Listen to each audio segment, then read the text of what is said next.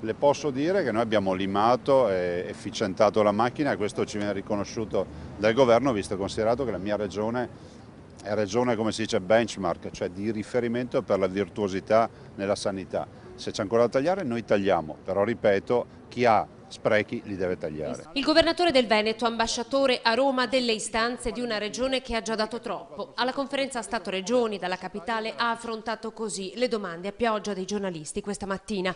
Questa non è una guerra tra poveri, è che il percorso di virtuosità non può prescindere dai costi standard, per le regioni e anche per il governo. Abbiamo dimostrato al governo come si possono risparmiare fino a 30 miliardi di euro. Ora, su questi 4 miliardi ognuno deve fare la sua parte. Per uscire da questo pantano deve assolutamente avviare il percorso di virtuosità che ormai non è più prorogabile.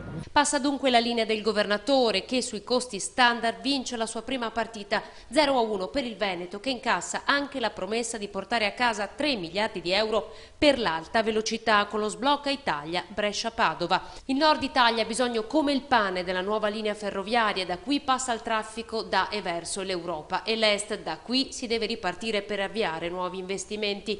Così il governatore Luca Zaia, che oggi a Renzi ha chiesto anche più autonomia di movimento. Riconoscere poteri commissariali ai presidenti della regione, perché se vogliamo veramente essere incisivi nell'azione di governo regionale è fondamentale che quando c'è un problema di dissesto idrogeologico si possa intervenire tempestivamente, che si possa alienare tutto il patrimonio pubblico, non con tutte le pastoie burocratiche che abbiamo oggi che ci fanno passare anni prima di vendere un palazzo o un'azienda agricola. E questa è la seconda partita.